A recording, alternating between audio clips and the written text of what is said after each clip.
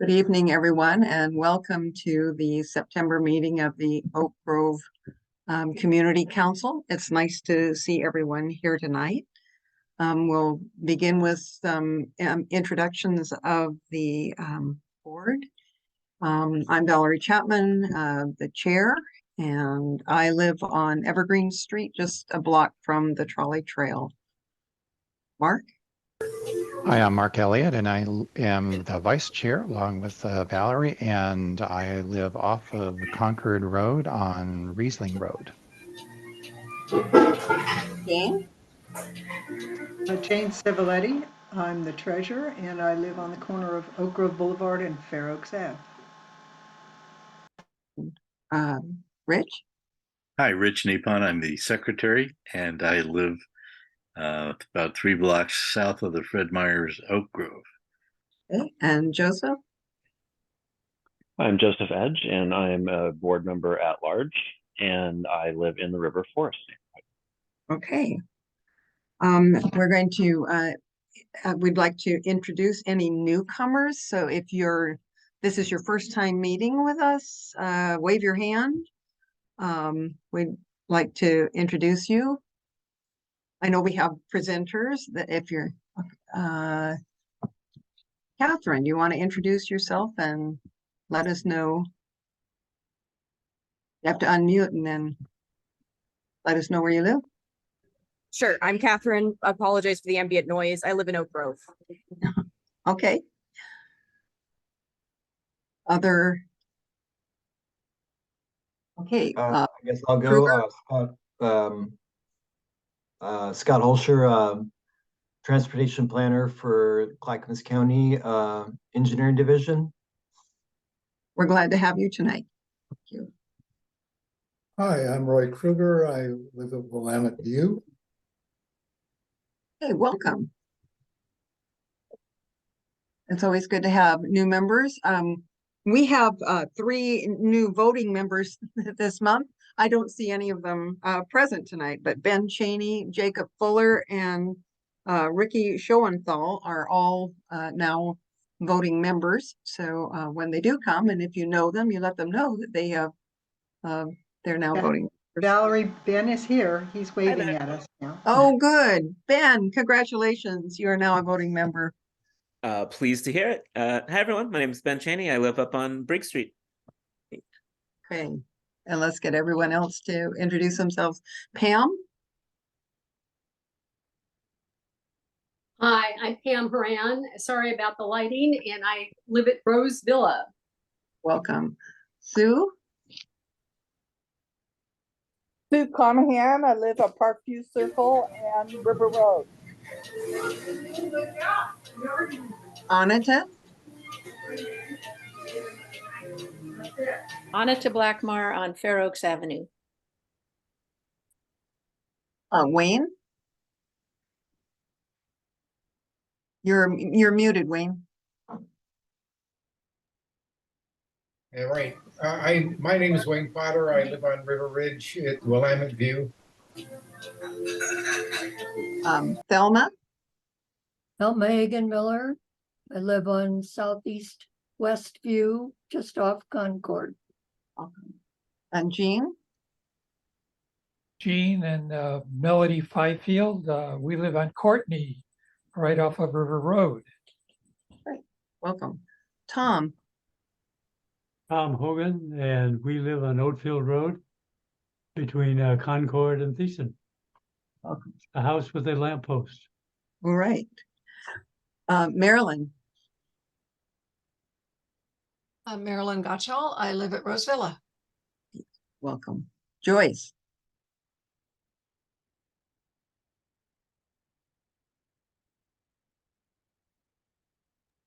There we go. I'm Joyce Johnson, and I live on Gordon near Putnam High School. Welcome. Tom Hammond? Okay, Tom and Jolene Hammond. We live on View Crest Drive. Commissioner Savas? Paul Savas, Oak Grove, a couple blocks south of Fred Meyer. Welcome. Bob? Hi, Bob Bohannon. I'm on Southeast Laurie, just off of Courtney, next to Rosevilla. Welcome. Baldwin.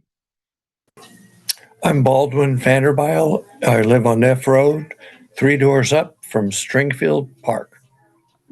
Welcome. Jean. Overly.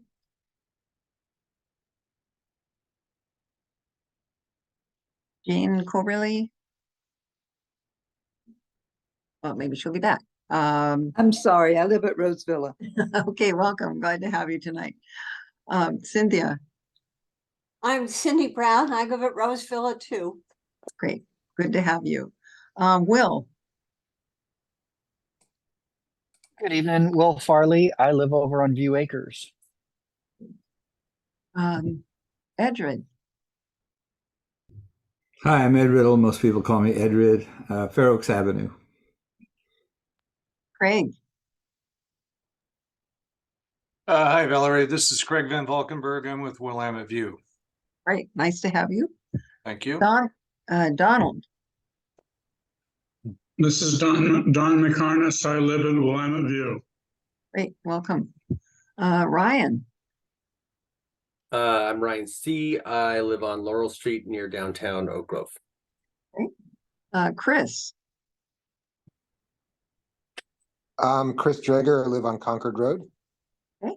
Gwen, are you at the computer?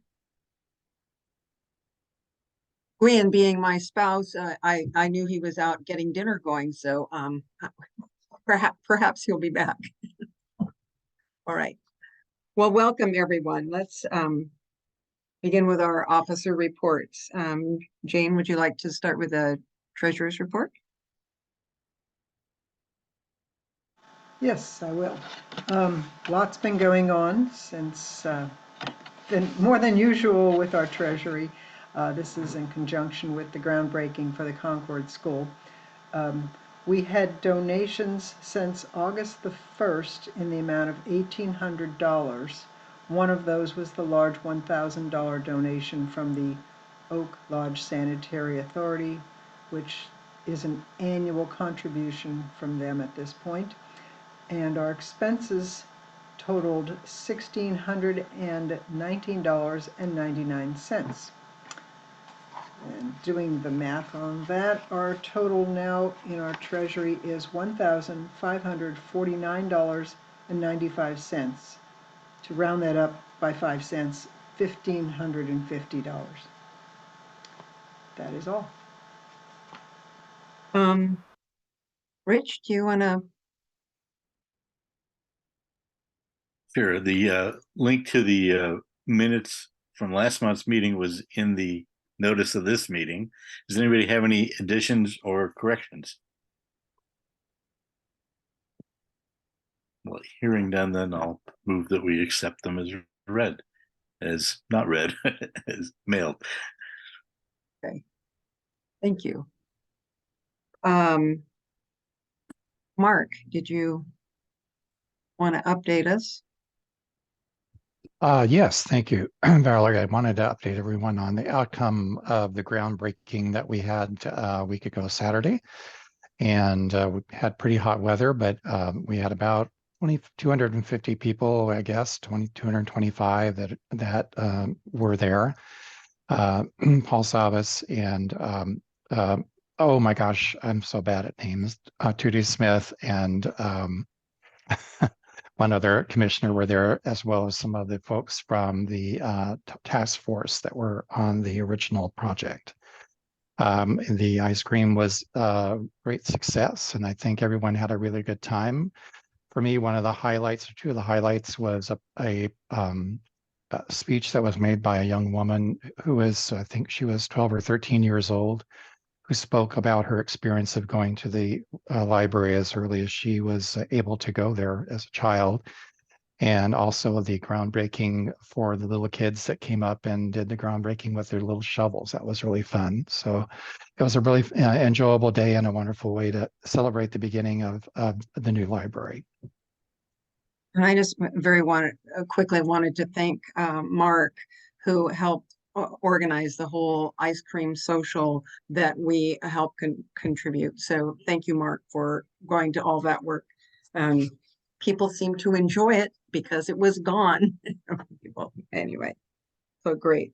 One other thing I would mention as a report from the board, just to say that we have been in discussions about what to do with our belongings that have been, notebooks and other items that belong to the Oak Grove community, that they bounce around from basement to basement or home to home. There are other organizations that are in that same situation because we don't have a permanent place. So we've been talking with HDOG, Historic Downtown Oak Grove, about the possibility of going in on a storage place, a small storage unit that we would all have access to. So I just want people to know that we've been talking about that as a possible way to get everything consolidated and not lose it. And then moving on, we have someone that was interested in being on the board. Wayne Potter had indicated interest that he would be willing to join the Oak Grove board. So I'm looking for a nomination. Right? I would like to nominate Wayne as our new board member, general board member. And is there a second? I would like to second that, Valerie. All right. Are there any other nominations or anyone else has been considering becoming a member of the board? So what we would like you to do is in order to vote in the chat, please send a vote. You can just put yes or no, but yes, and please put that in the chat to Jane Civiletti, and she will keep track of it. Is that what we decided? Or yeah, okay. Wayne, did you have anything you wanted to say to us tonight, other than we're not going to do cartwheels because we're on Zoom? But Right. Well, I mean, it's a pleasure to be part of this organization, even as a non-voting member, now a voting member, but to have an opportunity to help with the leadership, both through my connections at Willamette View, as well as the beginning of connections I'm beginning to make in the broader community. It's been really it'll be for me an opportunity. I should say that I am attempting at Willamette View to set up a task force where we're going to hopefully draw in new members to the council so that they can be a voting status in future activities. And slowly I'm beginning to put together some projects that might be of value both to the council as well as some of the other organizations. Willamette View for many years has been involved with the Oak Grove Elementary School, and individually people have volunteered across the community, but I don't know that anybody outside of our executive director has often been involved with the council. So I'm trying to broaden the scope of our involvement with the council and other organizations, and it's a challenge, but also it's very meaningful for me to have an opportunity to help grow this community. That's what I look forward to. Well, thank you, Wayne, and thank you for stepping up for this. We're going to move on. Scott, we're going to have Commissioner Savas go first. He has another obligation, so I hope that's okay with you. And Commissioner Savas, we invited Commissioner Savas to come and talk to us about the effect of the new policies in short-term rentals and how that might affect our area. So thank you for being here tonight. Yeah. Well, thank you for the invitation, Valerie. The short-term rental discussion started about 6 years ago with the Board of County Commissioners. Was prompted by tourism for the most part because of lack of revenue or loss of revenue from some short-term rental operators who were not paying their tourism tax, which is state and county, by the way. The county doesn't actually receive the monies. We actually process the monies and we transfer them to the tourism council. So they are dedicated by state law to tourism purposes, for promotion purposes. That's what the TRT dollars do by ordinance. So anyhow, that conversation started. The housing densities, the concern about short-term rentals not being available for typical long-term use, rentals or sales has been a factor from the very beginning, the earliest conversations, and that knowing that we have a housing supply issue in the county at large. So that was a concern out of the gate. So just so everyone knows that. However, one of the biggest citizen voices we heard were neighbors of short-term rentals, whether it was up in the mountain area, or actually number 2 was actually Oak Grove, followed by other areas around the county, Oregon City, Canby, and so forth. There were 3 in-person meetings back about 5 or 6 years ago. I attended all those meetings, and it obviously very complex. A lot of jurisdictions in the state of Oregon and through the country have tried to implement some sort of a short-term rental regulation with fees, without fees. Some I think were pretty onerous. The board struggled with it. It got complicated, and the board just walked away from it several times. Staff gave up on it actually for a while. So, but the cry and the need was still there. And again, locally, and or up in the mountain, the issue is that some of these people would actually turn some of these short-term rentals or run them as a party house, and they would be up all hours of the night. They don't live there. They don't care. Lots of cars. It could be a 3-bedroom home or a 4-bedroom home, and they might have 30, 40 people, or a 1-bedroom home and have 20 people. So we had complaints about people that were doing their personal business outside. We had issues of people that were just being rowdy, having fires and music, and it was just very disorderly for a lot of those people that were victimized by that. Now, all said, that there was a strong lobbying effort by those who were short-term operators that I would put in the good operator category, that were trying to advocate for more reasonable regulations, and try not to throw the baby out with the bathwater and disallow short-term rentals altogether. And that was we also got a lot of pushback from people who maybe weren't in the category of not wanting the regulations at all and not wanting to be controlled, and claiming that their interests were more important. So it was far more complicated when I'm describing, but I will just say that the last 1.5 or 2 years, we have thread the needle in implementing the short-term rental regulations, which take effect essentially in about 2 months.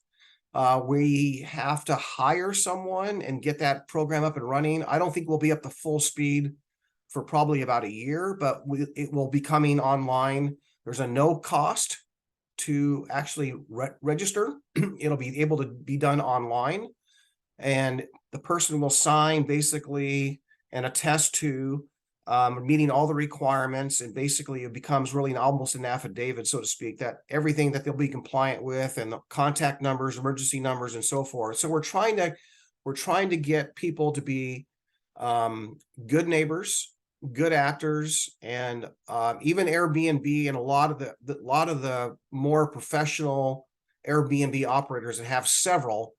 We got to talk to them and got their advice, and they really wanted this, because they don't want the industry to be have a black eye from having neighborhood issues. They really want to see everybody in compliance. So I've said a lot about what it is, and so I'm happy to take any questions. If I've left something out or something important, please ask.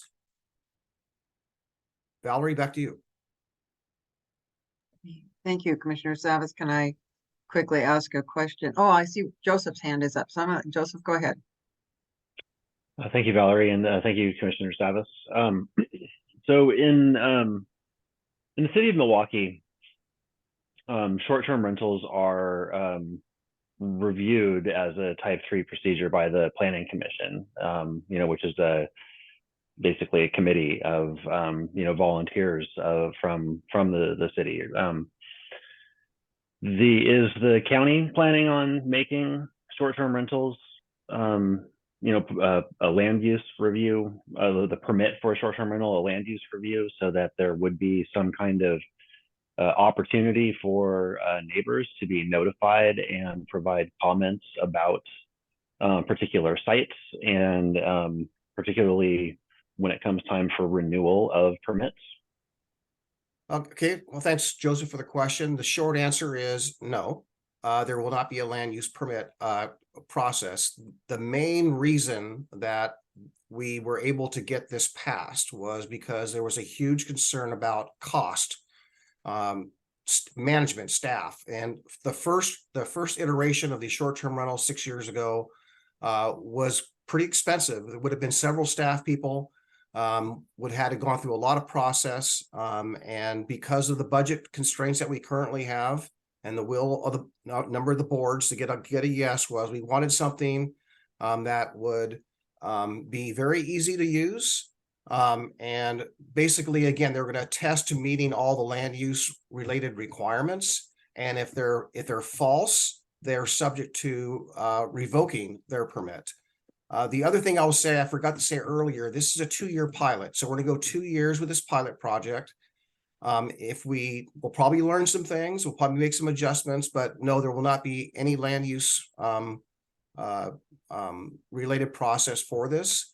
It's embedded in our code. The code is now being crafted, and so it should be available online pretty soon because it was just passed here recently. So if that answers your question, Joseph, enough. I appreciate it. Absolutely. Thank you. Rich, I see your hand. My question is, what is the line between short-term and regular rentals? At what point does it become a longer than short-term rental? I believe the number is 30 days. Thank you. So my question becomes, so if there is a problem short-term rental in someone's neighborhood, what do they do? The neighbor, there'll be a requirement that posted somewhere on the property, the front door, there will be an emergency contact number. Also a public record at the county. There will be the actual affidavit, the application with all the information that is, because it's public record, they'll be available. The whole idea is to have, again, good neighborhood relationships, and to be good neighbors with that. So there's a lot of screening going on right now by a lot of the short-term rental operator software companies, because they really want to weed out the bad players, the people that actually come from out of town and rent and they don't behave. So they're really the industry's trying to fix itself, and that we got a lot of advice from the operators themselves in that regard. But you will have an emergency contact number. If there's an emergency, they have 2 hours to respond, one way or another, whether it's a phone call or in person. And X amount of complaints, two legitimate complaints that are substantiated could result in a revocation of the permit. So do neighbors get that number ahead of time? I just have this imagine, that it's the middle of the night and there's some wild party, and the last thing you're going to do is want to go up to their front door to look at what the phone number is that you're supposed to call, right? So how does that work? Yeah. I would probably say that most of my neighbors, I know most of my neighbors, and I would assume that a good short-term operator would make themselves known and let their neighbors know in advance. So you have that in advance. It would be, let's just say you don't feel safe, and you feel that there's something going on that's threatening or wrong, you can call law enforcement. And so law enforcement will be, they're more here than up on the mountain, for example. But all the codes and laws are still they're separate from the short-term rental process, but no one can break the law just because they're a short-term rental. So all the protections that we currently have today, whether it's a short-term rental next door or a long-term rental, are available to everyone in the community. Thank you. Are there other questions? Well, thank you for being here, Commissioner, and for giving us your time tonight. I know you've got other things going on, so we thank you for that. I see Mark's hand up. Did Mark have a question? Yeah, just real quick, I was wondering if the the fees are being collected by the Airbnb folks, or how are those being collected? So the fee actually, there's no registration fee to become a short-term operator. It's actually 0.85. So basically 85 cents of every $100. Let's just say the short-term rental is $100. They're going to pay, along with their TRT tax, a surcharge of 85 cents. And that'll be collected the same way in which they pay their TRT. So that is, so if it's $200, it'd be, it'd be a $1.70. If it's a $200 a night rental, the 85 times 2. But that 0.85% is the fee, and it's attached to the short-term rental taxes they already pay. So there's no mechanism in there where we're duplicating any collections. Again, thank you for being here. Thank you for giving your time. Great. Thank you for having me. And I will be taking off here, and I hope to see you all next time. Thank you. Scott. And did you yeah, get, did we give Scott co-hosting ability? I want to make sure you have it. No, we haven't. So I think we'll need to do that. Okay, I got it. I'm not able to do it, I think. Okay, I got it. All right, Scott, welcome. We're glad you're here. Okay, well, thank you, everybody. Thanks for having me. And I think I have share screen capabilities now. Mhm. Okay, so I do have a PowerPoint, so I'm going to get that pulled up here. So thanks for having me. Let me find my PowerPoint.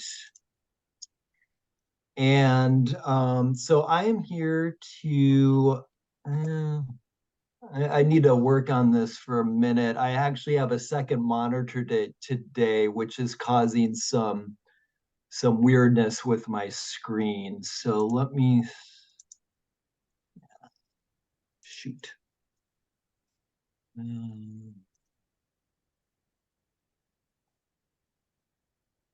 Oh, is it black? Yes. Okay, how about now? Now it looks Okay. good. Sorry about that. New technology that was installed today. So anyway, so as I mentioned, I'm a transportation planner for Clackamas County in the engineering division, and I'm here to talk about a project that we've been working on for about a year now. So there is a lot to cover, and I have about 30 slides. So we'll try to get through them, and hope to have enough time to answer your questions and have a little bit of discussion about the project. So the project is called the Walk Bike Clackamas Plan. And before I kind of get into what that is, here's what I hope to cover tonight. So we'll do a quick project overview, talk about some of the completed work to date. As I mentioned, this has been going on for about a year, and it's about a year and a half long, possibly up to 2-year long project. So I can certainly come back if we don't get through everything tonight. Happy to come back when we have a draft plan. And Joseph had mentioned that you might have an interest in this concept called shared streets. So I'll provide a little background on what this shared street concept is, talk about where we are with the draft project lists for this effort. And then, like I said, we'll have some question and answer and get your feedback. So why we're here, what is this project? So this is an update to our pedestrian bicycle master plans for the county. And our current plans are about 20 years old. So this is a project that has been a long time coming, and it's a big effort since it's our plans are essentially outdated. We should have been probably tackling this 5-10 years ago.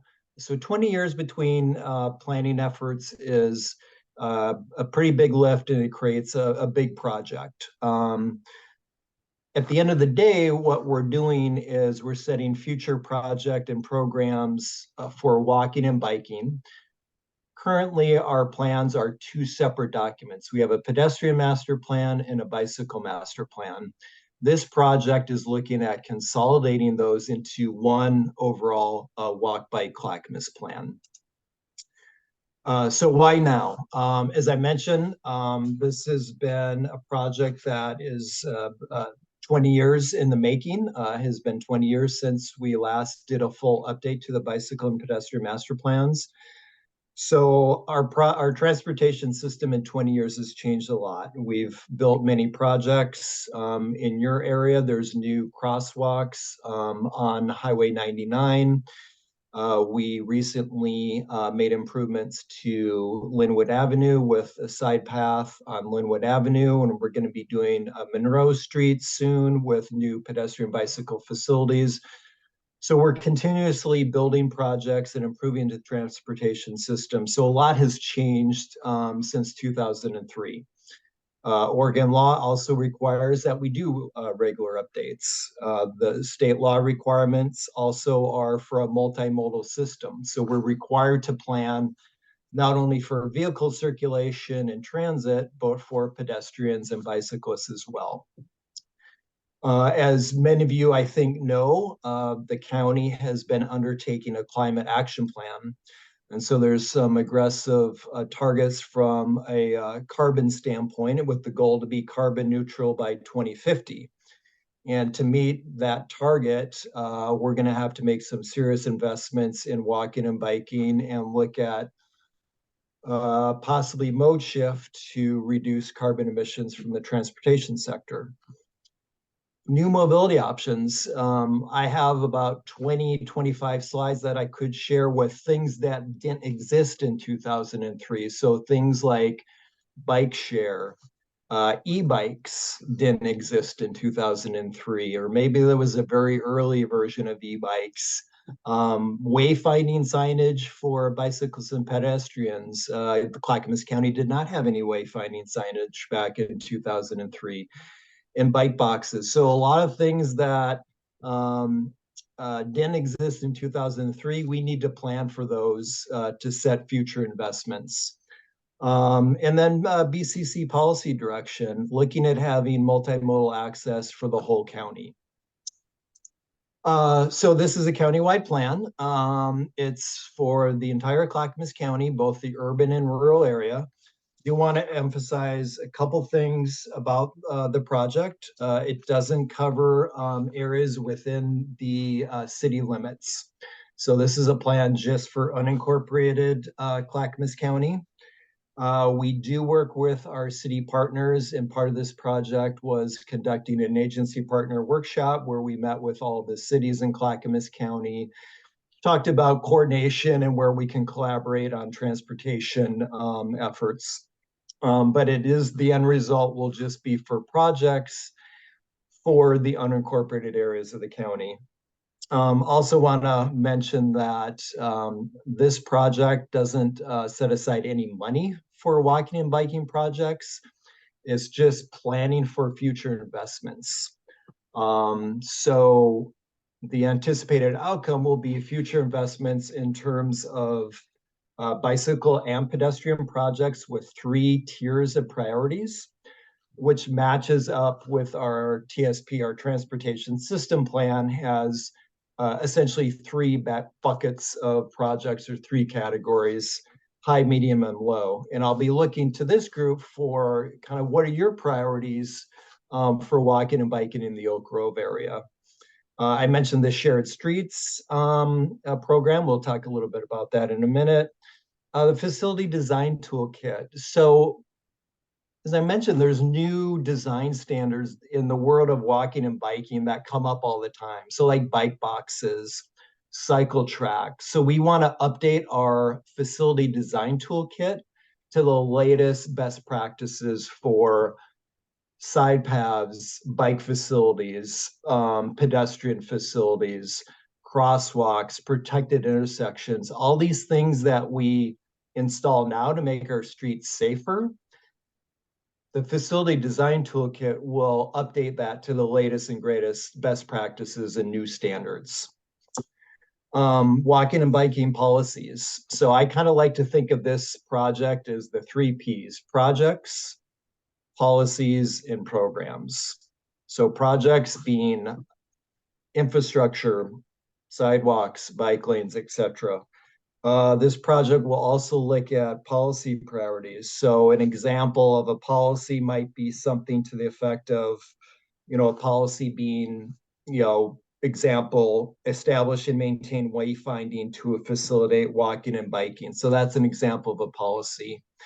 And I can maybe share draft policies at the next meeting if I come back for, with the draft plan, we can look at policies. And I'll talk about programs in a little bit. In a minute, we'll dive into those and I'll show you what the draft plan thus far has in terms of programs and updated performance measures. So we want to, I don't think I have that on the list here. So there's so much going to be in this plan that I forgot to include performance measures as a outcome of the project. Performance measures being tracking progress towards our goals to see how are we doing with, for example, building out our bikeway system. So a performance measure might be, X% of bike lanes built. So setting a target and then tracking progress towards those goals. So that's a little bit of an overview of the project. I'm going to give some highlights on work completed to date.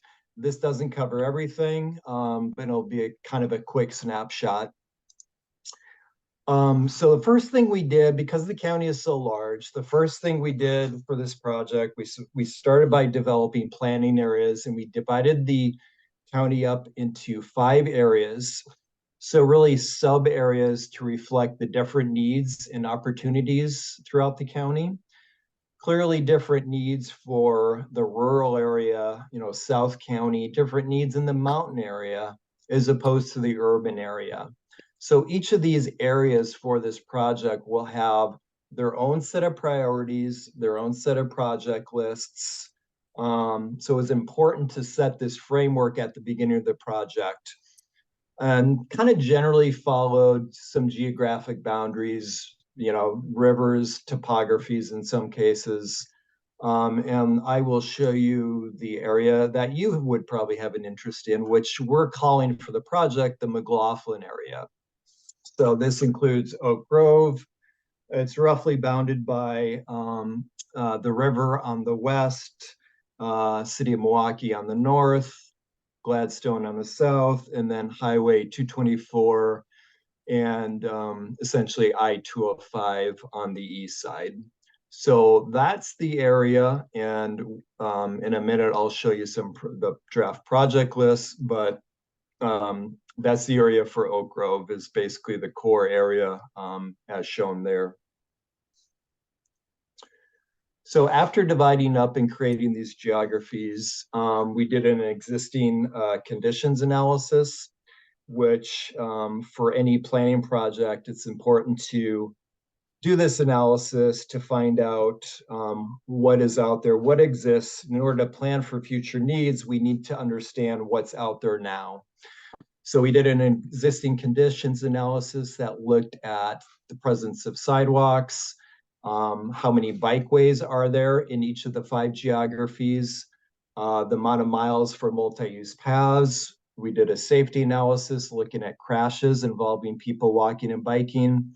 And we also did an equity analysis, and I'll talk about that in a minute. So just a couple highlights on the existing conditions for bicycling. So this is for countywide, and I'm happy to share some data for the greater McLaughlin area if you'd like. But this is an example of how we did it. We looked at on-street facilities, existing and planned. So the planned is based on the existing bicycle master plan. So currently for the on-street facilities within unincorporated Clackamas County, there's a little over 100 miles of bikeways, and that is striped bike lanes and shoulder bike lanes. So a shoulder bike lane, an example of that would be actually Highway 213, like on the way to Malala, or Highway 26, where there's a shoulder that is marked and wide enough for bicyclists. That would be considered a shoulder bike lane. Off-street facilities such as the trolley trail, Springwater Corridor, portion of that is in Clackamas County. Existing 29 miles of off-street facilities, and in the current plans, 39 miles. So we do all this existing conditions analysis to set the framework so we know what's out there. Did the same thing for sidewalks. The striking thing for sidewalks is, as you can see from the data for unincorporated Clackamas County, 93% of the roads do not have sidewalks. So there's a lot of work to be done. I just wanted to show this to emphasize that many roads that we work with and maintain in Clackamas County do not have sidewalks. The equity mapping. So as part of transportation planning today, and based on state rules and best practices and research, we've started to map concentrations of people that have been historically underserved and underrepresented. So the term that we're using for this project is communities of interest. And I've listed those here. And what we did for the equity analysis is based on census data. We did some work to identify where are those concentrations of Hispanic and Latino, populations that don't speak English very well, households below the federal poverty line, have one or fewer cars, senior populations, youth. So we aggregated that and came up with this map that shows basically an index showing high concentrations of these communities of interest. We also have separate maps for each of these categories. So this is the aggregate where they're aggregated into an index for all of those communities. But we also have individual maps for each group. So that's helpful to identify, are there areas and concentrations of, for example, limited English proficiency or people that don't have cars, and we can target those areas for investments. A big part of this project is stakeholder engagement. So we've done a lot of outreach in various parts of the county. We have a advisory committee, which Joseph is on. The advisory committee has met 3 times, and there'll be a final meeting either later this year or early 2024. And then we've had different engagement milestones, we're calling them. The first one were community conversations, where we went out into the community.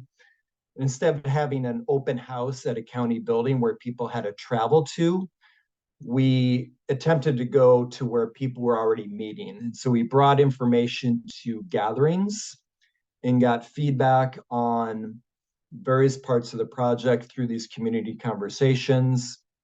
We did an interactive mapping survey, which maybe you had seen. I think Joseph had probably shared that with this group, whereby you could drop a pin or draw a line where a sidewalk was needed, or perhaps a crosswalk. So we did various surveying as part of the project. Then we had an open house at a movies in the North Clackamas Parks District, Movies in the Park, and also did some outreach at the county fair. So that's a quick summary of some of the stakeholder engagement. And there'll be more. There'll be some other efforts once we get a draft plan, going to different CPOs and different events this winter.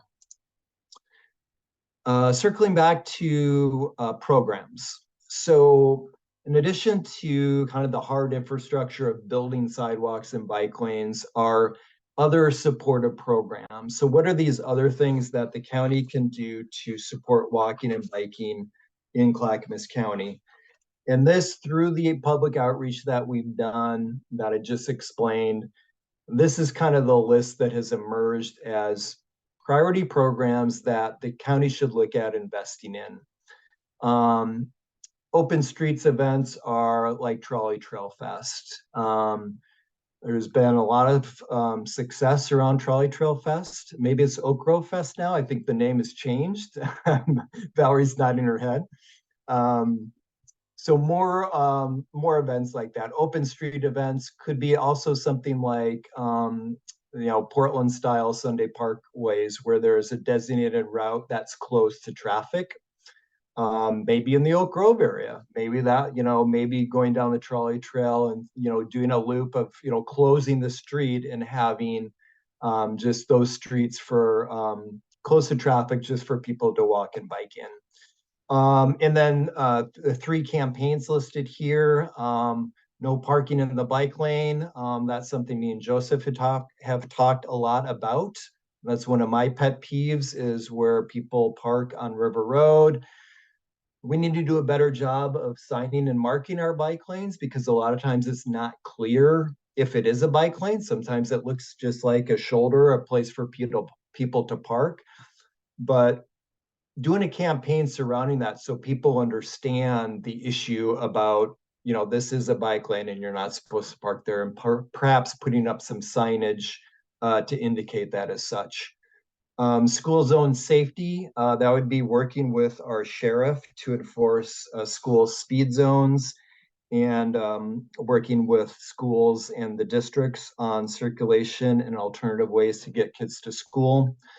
Bicycle friendly driver, that's something that first started in Colorado, and it's really to educate drivers on about kind of this concept of sharing the road, and doing some training and some outreach in a campaign about, bicyclists have rights, and explaining what the rules of the road are, so we can all share the road and get home to our families and get home safe.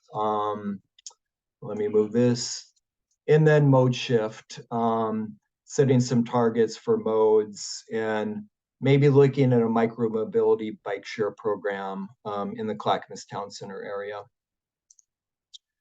Okay, so I'm going to get through the shared streets portion here, and then I've got a little, then we'll maybe pause after this section and see if there's any questions.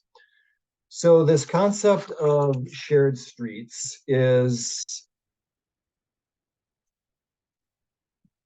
really looking at this as part of the whole network, along with sidewalks and bike lanes, are these streets where there might be opportunities to lower the speed to 20 miles an hour. Currently, most, if not all, of our local streets are posted at 25 miles an hour.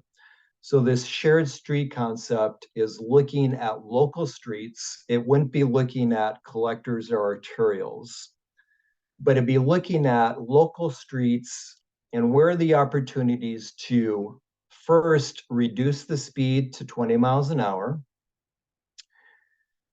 and then also put other indicators to let people know that this isn't a street where people walking and biking and recreating can share the space because of the lower speed with motor vehicle traffic. So the public input in County analysis has indicated high motor vehicle speeds is a consistent problem, not only on arterials, but on local neighborhood streets. So these streets, if we can identify where these opportunities are, it can be an important part of the whole network, along with bike lanes, paths, sidewalks, etc. So it really started with a lot of community support for looking at lowering speeds on various roads. We do have the statutory authority now to look at lowering the speeds. Before, we had to go through ODOT to do that. But so a big part of this project is looking at this shared street concept. So how would we do this? So it's kind of a 3-step process. The first is to identify candidate shared streets. So where are the candidate streets that would be opportunities to lower the speed and put other improvements on them? So the screening criteria is first to look at, it has to be classified as a local street. It has to be posted at 25 miles an hour. It cannot have transit, so it can't be on a bus route. Generally, we're looking at volumes on the street of less than 2,000 vehicles per day. Does it provide connection to something else? In other words, we don't really just want something that's just out there as an orphan street segment, but does it connect to maybe a bike path, maybe a school, maybe a park? And so does it connect to something? Is there a crash history or collision history? So that's kind of the initial step of looking at those criteria. From that step, we then would prioritize all the streets. So there's some overlap with these two steps, but after doing that initial screening, then looking at these in more detail, connection perhaps to a school, to a park. Is it part of a safe routes to school corridor? Is it in one of those equity areas that we did as part of our existing conditions analysis? Is there public input? Is there support for lowering the speed, putting in speed bumps, signage, etc.?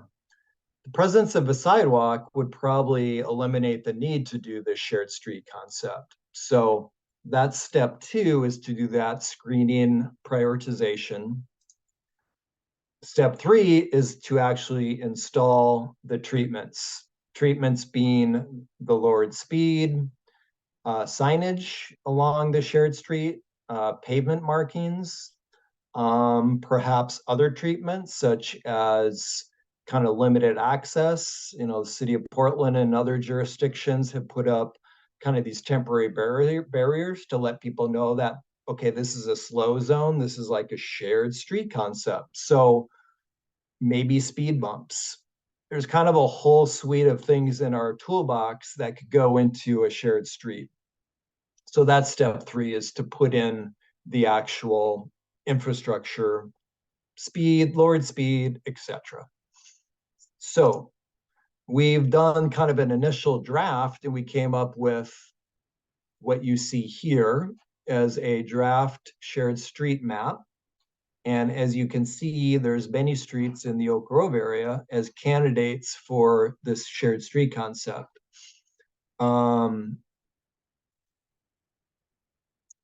This is just a draft. This is our first draft. We would welcome your input. Are these good ideas, bad ideas? Streets that should be on here that aren't? Streets that we have labeled that should be removed, et cetera, et cetera. So that leads to the questions I have of what are your reactions to the initial set of candidate streets? Are there high priority streets we should roll out first to build support and understanding of shared streets? So this is kind of where I pause in the presentation and see if there's any feedback on that. And I can certainly send that map out to the group or take any of your questions right now. I don't know how we can't see people for if people raise their hand right now. Scott, would it be possible just to stop screen sharing for a moment so we can see people? There you go. So then if people have a question, we can. Craig. Well, I was going to ask if he could put the map back up because it wasn't up long enough to really get a comprehensive view of all the possible shared streets that Scott's referencing. Okay. I'll watch for any raised hands, Valerie. And then one thing that people can keep in mind is that you can certainly put ideas or comments in the chat, and we'd be happy to share those with Scott after the meeting.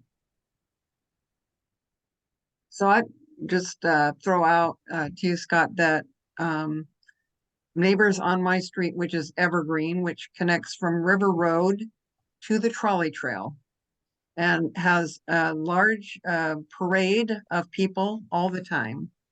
We have no sidewalks on either side. It's a narrowed street.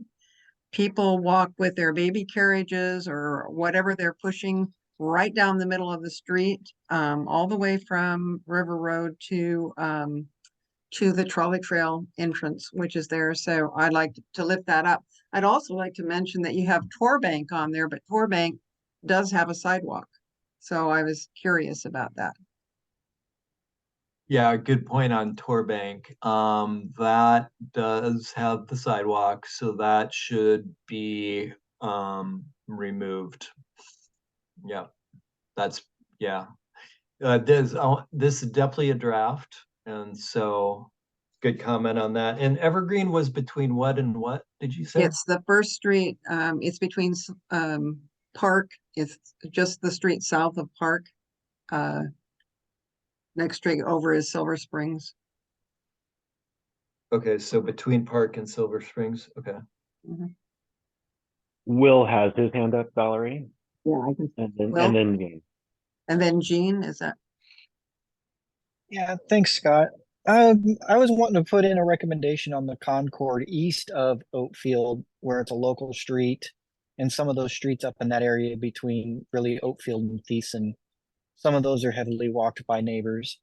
And I also had a question. I know that cities were allowed to put a speed limit of 5 less than the statutory residential speed limit, but I'm not aware that the county has the authority to do that yet. I know the county has the authority to set speed limits as long as they're within ODOT's guidelines or their Oregon administrative rules, but they're still restricted to only 25 miles an hour, as far as I knew. No, they updated the statute so the county can now, that's why we're making this part of this planning effort is we can go to 20 miles an hour, but we need to set this process. So kind of this screening process and this criteria in these steps that I talked about, we needed to do that in order to do the speed lowering. But yeah, we can go down to 20 on local streets. It can be done offline, but when you have a chance, can you get me the information on the ORS that supports that? Because I'm really interested in pushing that elsewhere as well. Yeah, I can send that to you. Thank you.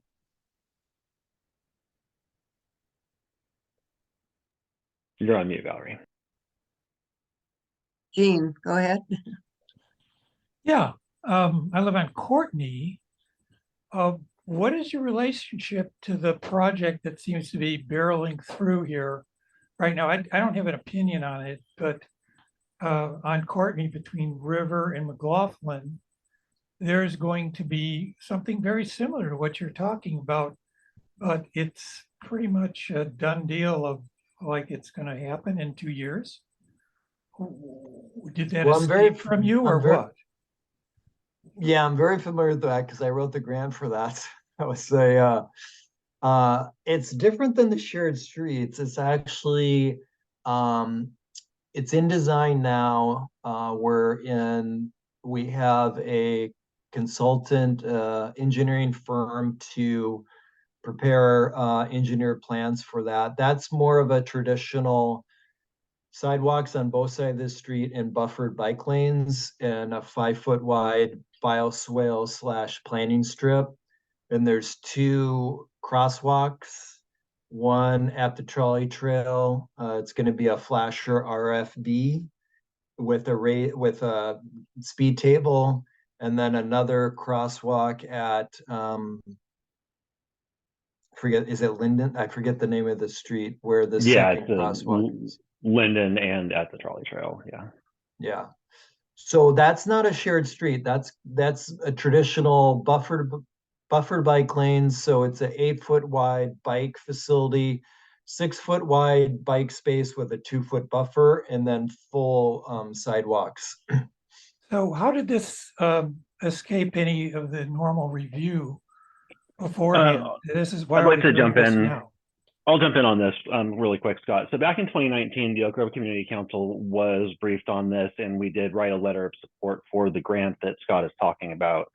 And so this didn't slip through any cracks. This is something that we've been tracking for several years while it's been in the process, and it was awarded the grant from Metro, within a few months after our letter of support went through. And so, this. I apologize if this is something that fell off of everybody's radar, but we have been tracking this when it was going through that initial process, and it takes several years to get from the grant monies being awarded to design and public engagement and then construction, obviously. So this is following the normal process. Is the public going to be engaged on this now, and is this under your preview? So that's in, I can get you the project manager for that. There will be open houses, and there'll be public engagement as part of that process. The Bob, I think it's Bob Knorr, but I can double check that. Bob Knorr, now weren't they at this group a month or two ago, Valerie? Well, the lead person wasn't there. Their outreach person did the presentation because they somehow, I think there was a conflict or something came up and they didn't make it to the meeting. So we're hoping to get them back when we actually have the person in charge of that. Yeah. topic. Well, I've talked to several neighbors, and they're concerned that there'll be no parking. There are people that live in apartments, and they depend on being able to take their third truck or whatever and park them out on the street, and that's going to be eliminated. So, Gene, maybe what we can, the person who didn't show up for the presentation on the Courtney Complete Street project, we'll get them back, and I'll try to get them back next month. So, all right, thank you. Joyce, do you want to give a question?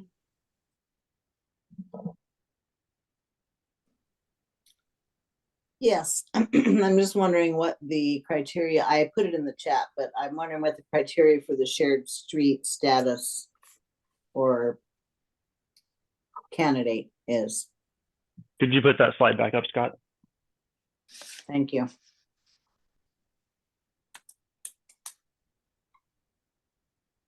Yeah, so this is what the street, it would need to be these things. It would need to be a 25-mile-an-hour street currently, classified as a local street, no transit. And I can get you these data. Like if you have a question about a street, like, is it a local street or whatever, I can get you volumes too. Although we don't have counts on all the local, we don't typically do vehicle counts on every local street. It's more collectors. Most local streets are less than 2,000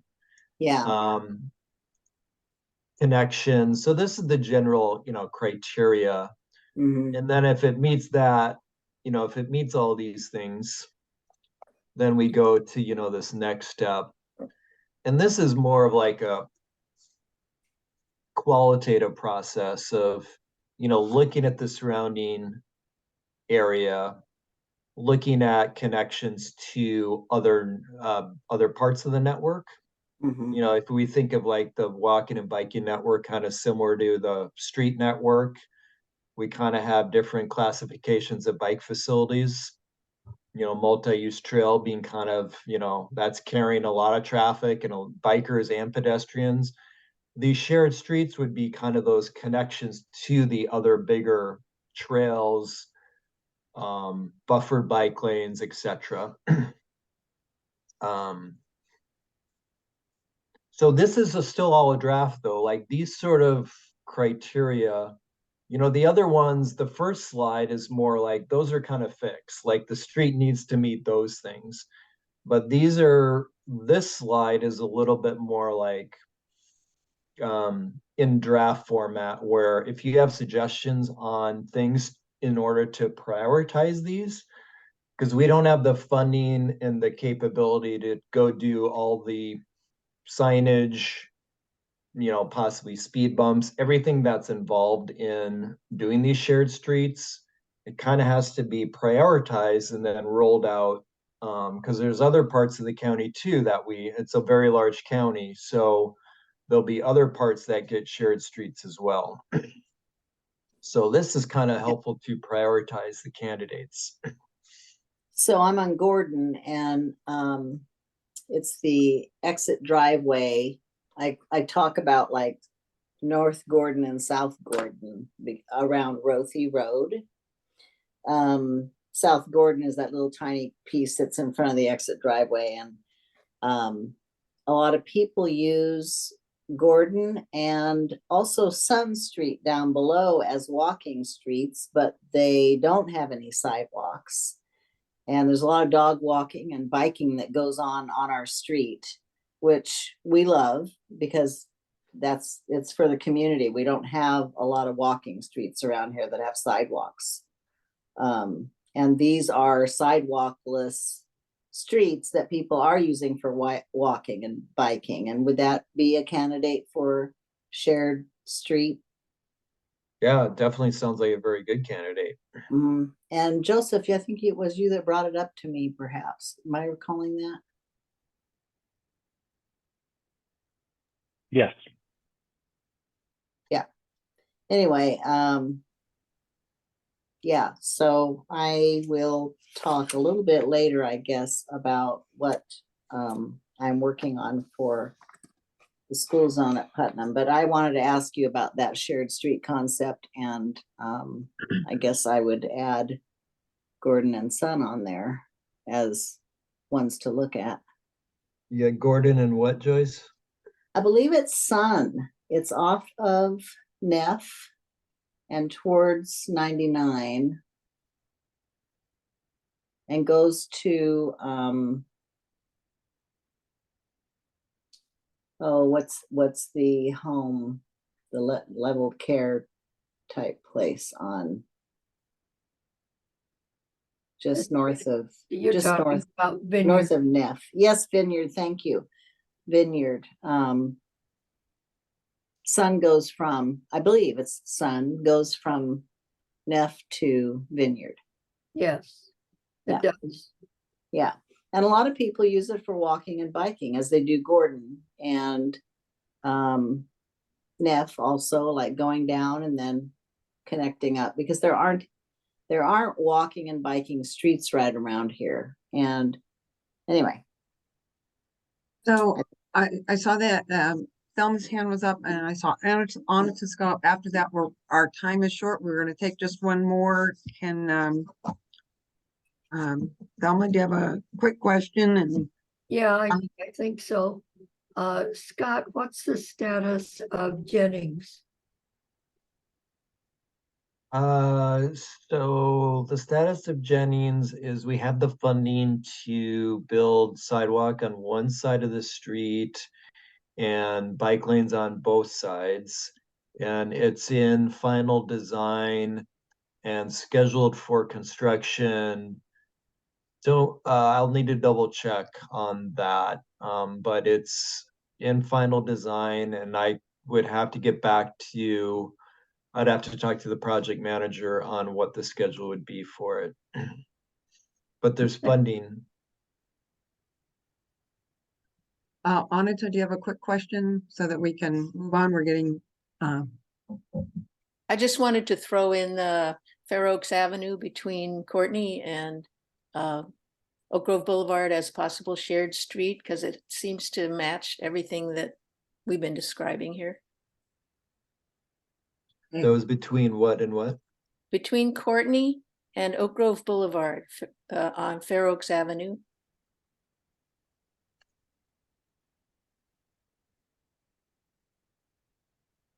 Okay, got it. Thank you. Scott, do you have some closing words? We're very appreciative of having you here tonight, so I don't like to rush people in their questions, but. Yeah, well, clearly I'll have to come back because so I'll just maybe I will jump ahead to, well, let me do a couple more slides to kind of show you where we are with our draft, you're probably most interested in the draft project list for, the draft project list will be for sidewalks, bike lanes, and then there's point projects being crosswalks, like bike boxes. So we have linear as well as points. And so as part of this, year and a half, 2-year long project, we've done all this data collection, done all this public outreach, surveying, all this analysis to come up with the draft project lists. And the way we do that is we identify projects with these steps that I'm showing here. So the first thing that we do is we don't want to start with a blank slate and not have anything to work with. So we start with a base, and that base is existing projects that haven't been built from already past adopted plans. So our current TSP, Transportation System Plan, Safe Routes to School Plan, our Bicycle Master Plan. So a lot of stuff has been built and constructed over the last 20 years, but there's a lot of projects in the existing plans that we used as a starting point for our draft project lists. And we got over 280 comments from our wiki mapping, which is where you can, drop a point and draw a line where a bike lane's needed. So through the public feedback, existing networks, actually, this is a typo. The shared streets shouldn't be on there under existing networks. But under this new analysis, we did this bicycle level of traffic stress, pedestrian crossing stress, and this equity index. And there are some other analysis that I'm not showing on here. The point is, I'm going to jump ahead. Point is, we did all this analysis to create a draft project list.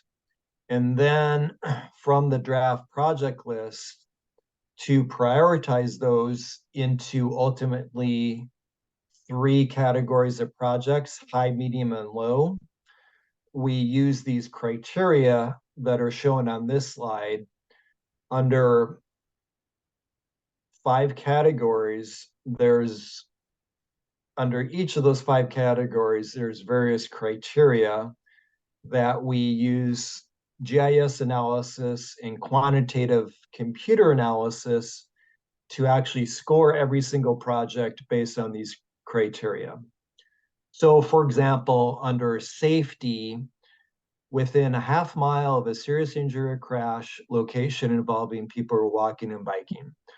So based on the existing conditions analysis where we gathered all the crash data for walking and biking, our GIS analysis looked at that criteria as part of the scoring for all of the projects. Just to point out a couple things, and I'm happy to, send this slideshow out so you could look at this, when we have, on your own time, if you want to dive into that. Another example, approves walkways, and it was within a half mile or 1 or more destinations. So we map destinations like parks, schools. And so if it's a sidewalk that's within a half mile of 1 or more destinations, it gets a certain number of points. So the point is, all this sort of analysis led to every single project being scored based on these criteria.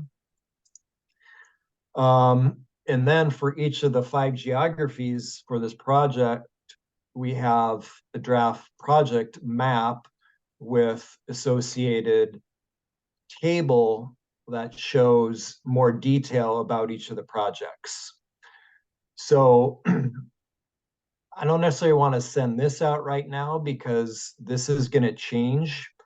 And I can get you an updated draft to send out to the group. But there's going to be a linear map and then as well as a point map. So the point map are like crosswalks, that sort of thing. And then an associated table. So the table has, you know, the name of the street and then the extent, like from Thiessen, you know, between Thiessen and Oatfield at pedestrian facilities. So you have a description, total weighted scored. So that's the score based on the analysis. So that's a lot of information, a lot of projects, and I'll probably stop sharing right now. And so I can certainly coordinate with Joseph and get come back to share more information or send out draft project lists with maps, whatever you would prefer.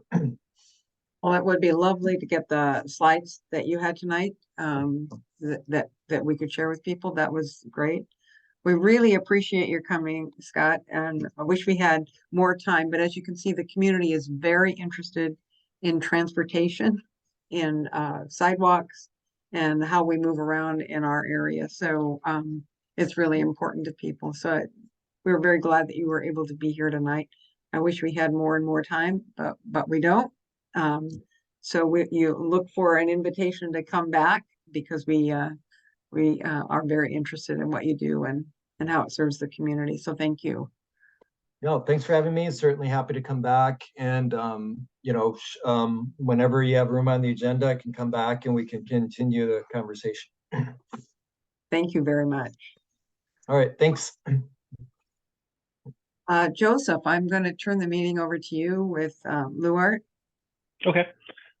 I'm going to jump into that really quick. I have, let's see,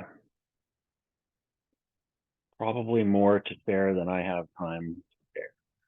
So I'm just going to get right into it. We've got three applications that have come in recently that we're going to talk about, including the library design review, which has an appeal hearing for tomorrow. There's also Middle Housing Land Division at a site we talked about recently, and then the Park Avenue parking garage edition has come in or has been filed for application. So the design review for the library was approved in mid-August. It was appealed the first week of September. We'll talk about this a little bit. Public hearing for the appeal hearing, which is open to the public. Anybody's welcome to comment or testify at the hearing. Should be tomorrow afternoon after lunch, and we'll put the link in the chat. Make sure everyone has that. Like I said, there was a Middle Housing Land Division that's the decision is due today, although I haven't seen it yet, and that needs to be done pretty rapidly. We'll talk about that. And the part, yeah. So we've got a black screen. Are you sharing something? I am sharing something. Are you seriously not seeing it? We're seriously not seeing it, and you are back to your picture of you as well. Okay, well, let me try again.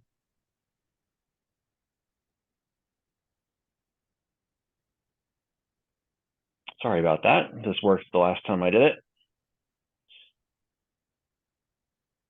I'm going to try it again. And if we can't see it, then we'll just do what we can. Okay, we're not seeing anything. For some reason, your video goes off too. We don't see you. We don't see any screen. Interesting. Well, that's going to ruin my presentation for you because I have pictures to show. Sorry. So anyway, I'm just going to use it as notes. So I'm looking at it over here. I'll talk to you guys over here.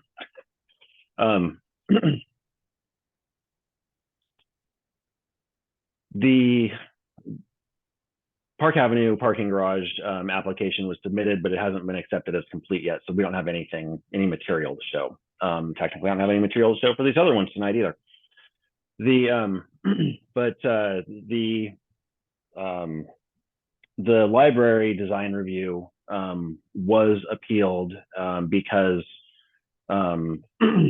ultimately under the connectivity to the east issue for pedestrians. There's no sidewalk to the east on Concord on either side of the street from the library site to Oakfield. And so the nature of land use reviews and larger developments, which includes intensification of use on sites, really is the opportunity to build new infrastructure, that, where facilities are lacking. And that's allowed for under a concept called rough proportionality, which is basically the amount of new impact that your development or your intensification of use is causing on the transportation system. You have to contribute something to the transportation system to mitigate that impact, basically. And so the appeal is addressing that issue specifically and is looking to make sure that there's some amount of safe pedestrian connectivity to the east, which would really open up a safe walking connection for a lot of communities, even on the east side of Oakfield, that are able to access Concord Road, and then also to the south on Harold and those communities in there. And so really, this is, if you consider how much this really is intensifying the use over an elementary school or over the current use, which is district offices for NCPRD. This is exactly what this code, or what the ordinance was drafted for, was to have uses like this contribute something to meaningfully improve the transportation system and mitigate their impact. So whether you agree with that or disagree with that, you're welcome to attend via virtually or in person. I think it may be virtual only, actually. But the hearing again is tomorrow at 1 p.m. and we'll put the link in the chat so that you know how to get there. And feel free to sign it, show up and testify, add your comments. And really this is one of those things that this is not clear and objective. This is not like some line is drawn in the sand and the hearings officer shall make a decision one way or the other. This is a discretionary decision. So this is really up to the hearings officer as kind of a judge in this case to review the evidence in the record, including people's testimony, and decide whether or not he or she thinks that this is an appropriate mitigation. So with that, I'd like to ask Will Farley to add a couple comments. Yep, good evening. So I'll throw myself under the bus. I am the one that went forward and appealed the library and community center. I am completely in favor of the project, and I will be stating so in front of the hearings officer tomorrow. I really want this to come to our neighborhood. I just believe that they need to balance the transportation needs of the community in letting everybody walk there safely. So that's why I appealed it. I believe that they are contributing enough traffic to the system that warrants some mitigation in some manner. And I would like them to focus on at least a sidewalk on one side of Concord to the east. I believe they can install it without impacting the right of way on the properties, or impacting the properties to the north without taking right of way or taking property for public right of way. And I believe it'll benefit a whole bunch of the neighborhood up there.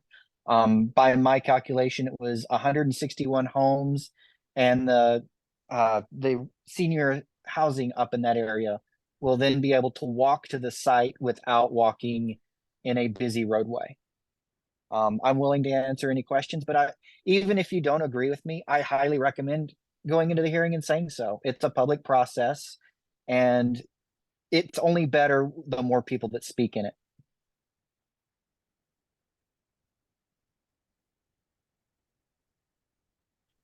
Thanks, Will. Not seeing any hands raised for questions. I will just wrap up Luart by saying again that we will put the link to the hearing in the chat, and I'll come back next month and get the slideshow working and talk about the middle housing land division, because there's nothing pressing about that, but I did want to talk about it with you guys. So we'll do that in the future. Thanks, Joseph. sorry about the slides that you usually have all the tech together. So it was like, what happened, Yeah, I'm not sure what's going on this time, but I'll get it next time. All right. Next up on our agenda was going to be a conversation from Marilyn Gottschall. She had some other things to do tonight as well, and she decided to postpone to give us a little more time in our meeting. So I wanted to, Joyce, are you here with the Rothy Road residents on road improvements?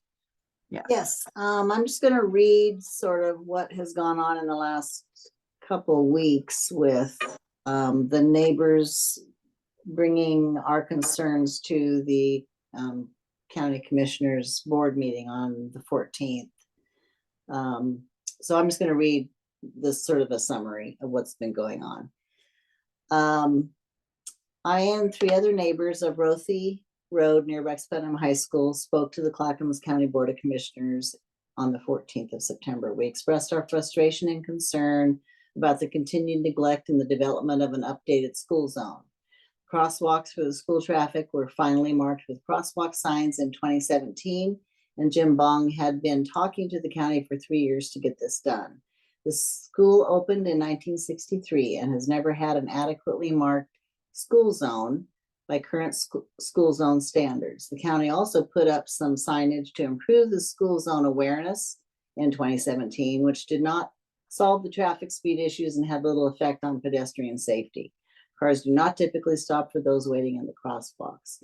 Elementary school students are picked up and dropped off at Rothy bus stops. We need crosswalk lights at Rothy, at Austin, and Gordon for the safety of the students and neighborhood community pedestrians. Christian Snuffin has been forthcoming with information about what could be done about speed of traffic from Highway 99 and Oakfield, and also for future improvement of the school zone with lighted crosswalks using rectangular rapid flashing beacons. Today, in his reply to our list of improvement ideas, he stated that the county is expected to list those beacons in the Walk, Bike, Clackamas plan.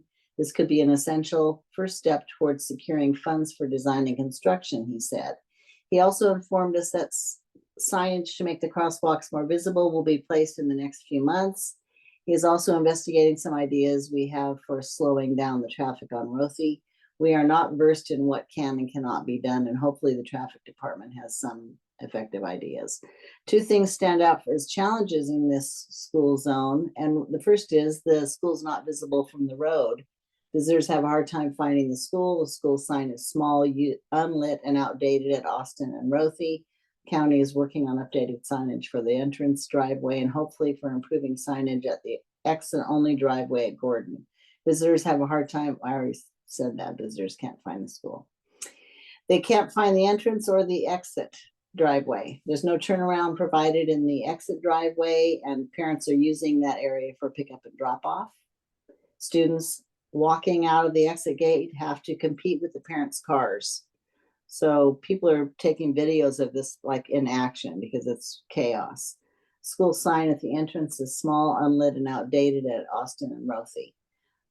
School district's responsible for the signage at Austin and Rothy and on the gate and the fence at the exit gate. So we will be asking them about that. Second challenge is that Rothy seems to be primarily used as a commuter connector between Highway 99 and Oakfield. The speed at which this occurs is excessive and not safe for a school zone. We would like more traffic control here. And I went to the ELED advisory board meeting last week. Our neighborhood is trying to figure out how to get something done in a long neglected school zone. So I'm just here to sort of say that we are organizing to try to get something done for a school zone that doesn't look like a school zone. Joyce, I want to congratulate you on your neighbors for working on this. I mean, I've lived out here for years, and I tell you, finding Putnam is really hard, especially if you're trying to go there in the dark. You have no idea where. I can't believe how many times I've driven by the. No, it's impossible. Yeah. And Yes. So a lot of people who don't know there's a school back there because they have never been to a game or a people come from all around. They have built up Putnam so much, and it's fantastic. nobody knows it's back there. And the visitors that come to their away games there or their functions there can't find the school. Well, again, I want to applaud your efforts. Thank you. Keep us informed. And if there's a way that the Oak Grove Community Council can do something to be supportive, whether that's to write a letter or to show up at a meeting, if you would let me know, communicate with me, and we'll make sure that people get that information. But otherwise, keep us updated and let us know what to do. So go for it. Thank you. Yeah. So Christian got back to us today about our second list that we sent, and that was great. We may be attending another commissioner meeting. I don't know what we're tired. Okay. Well, thank you. Thank you. Going to move on to Ryan Stee, who's here. He's one of our district area representatives for the park. So, Hi. Hi, Ryan. Good to see you. You're a co-host. I understood you had something you wanted to share with us. So Yeah, I'm just going to give you a quick update on the NC North Clackamas Parks and Rec District District Advisory Committee for September of this year. It's a quarterly update. I'm now the chair of the DAC, so I will be happy to come and give you quarterly reports on what's going on. So we excited to say that we did the groundbreaking for the Concord Community Center. Library's gotten a lot of attention, but there is a community center and park as well on that site, and the groundbreaking for the park just occurred. I think it was not last weekend, but the weekend before. So we're moving forward with that project. And then some updates to the Concord, well, the district's moving forward with that project. And they're going to do some updates to the Concord schools so that offices can be moved in there. And then also, so about 3 months ago, the DAC was officially formed with a lot of work from many community members. Anita is one of the members that on this group that worked toward building a new district advisory committee. And we've been working on finding our foundation for the last 2 years and 3 months. And I'm proud to present our goals, our interim goals until the North Clackamas Parks and Rec District system plan is approved and a system plan or adopted. A system plan is actually the district's guiding document to long-range planning. It usually provides a 15-year capital improvement plan and project list. A system plan also, it's not just the built environment, it includes programming, maintenance, and it's really the community's vision on how they'd like to see their parks and recreation district move in the next 15 years. So I encourage you, I'll be back to share engagement opportunities with you and to get involved and really think about the district and what it could look like in the next 15 years to hopefully a lot further than just 15 years. So if you don't mind, I'm going to just share 2 slides. Of course, I don't think I can find them now. Just a second here. I'm using an old presentation, so bear with me. Okay, so again, we were formed in 2021. We're now at about almost 2.5 years this December. And our goals, we unanimously 9-0 adopted 5 goals. And again, these are interim goals for the next 1.5 years until we get our community-based system plan goals in place and we start working on those. But one is to obviously support, assist, and advocate for the North Clackamas Parks and Recreation System Plan project. The District Advisory Committee will be out in the community getting the word out, as well as going to Board of Directors meetings and doing presentations to just like the Oak Grove Community Council. So we're here to really help the district in that planning process and also volunteer during outreach engagement events. This next one is to support, assist, and advocate for district governance. Just a second. You know what? I should probably make this a slideshow that would, then I can read it. District governance transition to an independent service district represented by resident board. Right now, the North Clackamas Parks and Recreation District it's an odd district. It is under the county. Most districts are run and they have an elected board and they're represented by the people that live within that district. Right now, our district is the only district in Oregon that is actually a subset, a sub-district of the county, and the county commissioners act as a district, the board of directors. We have one commissioner that lives within our district. The other 4 do not. So there is a lot of desire to have self-governance. And there's been some polling done that shows about 70% of the community is interested in self-governance and having our own elected board. It also adds a lot, and this is more of a professional opinion, some makes our district more nimble. It meets more than every quarter, so business can be done a little bit quicker, and hopefully would be a financial savings, having quick decisions made on district business. Third goal is, this is really hard.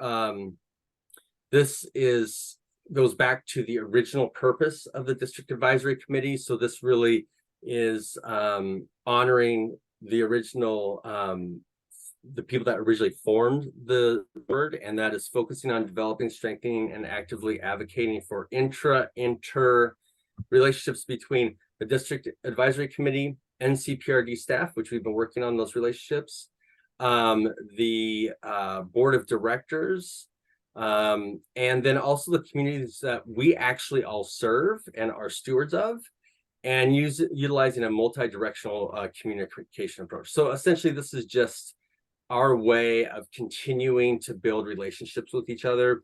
I did present to the board of directors last week and presented these goals, and several of them were there was a lot of interest, especially with the relationship piece. And then goal number 4 is utilize district advisory committee connections and relationships to advocate for, and I'd like to thank Thelma, who's in the audience, for bringing this to the advisory committee's attention.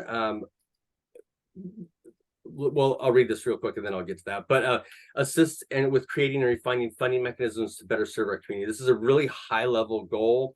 Really what this is talking about how do we create a parks foundation. A lot of agencies have foundations and parks foundations that go to support programs and supplement maybe new park features or actually help with acquisition. And so we have about 105,000 people in our district, and we have a lot of talent in our district. And we're going to work towards finding people to help create a 501c3 and make a parks foundation so that we can start doing more park projects, since we are in I like to call it a little bit of a park desert. We don't have, we're the lowest funded district in the state, and that includes municipalities that have a full service operation. We are 53 cents per thousand. I work for the city of Hillsborough. It's $2.75 per thousand. So we're a very, very low funded district. So we're trying to find ways to help supplement that funding. And then finally is just to provide recommendations to the board of directors. But from our bylaws, we have this purpose where we're looking at, it really just goes back to the bylaws and what we were originally formed for, which is making sure that we're reviewing land use opportunities, acquisitions, budget, and then also providing advisory role on multiple projects. So those are our 5 goals that we adopted. I'm going to stop sharing now. Ryan, it's wonderful to have you here. We're kind of running over time with this one. We need to have you come back on a regular basis because you're our representative. So we love to, you know, hear you on a regular basis. And if you have a longer presentation, then we can Well, that's it. plan for that. So That's wonderful. it. Thank you for being here. Yeah. I encourage you to check out the website and get involved with the district. So thank you all for having me here. And I will see some of you very soon. Okay, great. Thanks, Ryan. Okay, bye-bye. Committee reports. Jane, did you have a CERT team? Yeah. Well, very quickly, a fine cup of coffee was had by all. The Oak Lodge Water Services District paid for free coffee on Saturday morning, the Saturday that we had the groundbreaking for the Concord School. And CERT was there, and a lot of people attended, and they got a lot of information about emergency preparedness. Anita. Yeah, I just wanted to say, but going back to the groundbreaking, that I'd like to take just a minute to acknowledge the roles that certain people had in bringing about this outcome. And first, I'd like to acknowledge County Administrator Gary Schmidt for navigating the complexities of funding and bureaucracy and making it clear that this project at Concord was not only promised, but was feasible. And I'd also like to acknowledge Commissioner Paul Savas as a never give up champion for this project. I came to the project late, but he has gone to 97,000 local and county library meetings over the last decade and promoted this library and parks in our area for ages. And the rest of the kudos go to us, the residents, because we've been on committees, task forces, we've showed up at BCC meetings and written letters and op-eds, and it had a big impact. I think it made a big difference. And thank you to Anita, because you've done an awful lot to spearhead and get the community moving in the right direction. So thank you. Team effort. Other announcements tonight or committee reports? Any comments from the public? Any thoughts that we like? It sounded to me like people would like to have Scott Fulsher come back to talk more, and also bringing back the Courtney Complete Street Project director who didn't make it to our meeting, so that we can talk about streets again. And if there's other thoughts, okay. Well, Valerie, I have the results of our election. Yeah, I was just going to ask you. That's the last thing. Okay. We had 16 yay votes and no votes from our voting members to elect Wayne Potter as a member of the Board of Directors. Congratulations, Wayne. Congratulations. It's good to have you on board. Well, thank you. I hope I can do my best to help with all these efforts out there. There's some outstanding people and so much work that's gone into making things work in this area. It's a great place to be. So our last, just to let people know, we do have a board meeting on October 7th. I'm hoping it will be at 7:15. I have an obligation that night early, as I did at our last meeting. So I put that out as information, 7:15. And our general meeting will be on October the 25th. So with that, if there are no other announcements, for the good of the order, we are adjourned.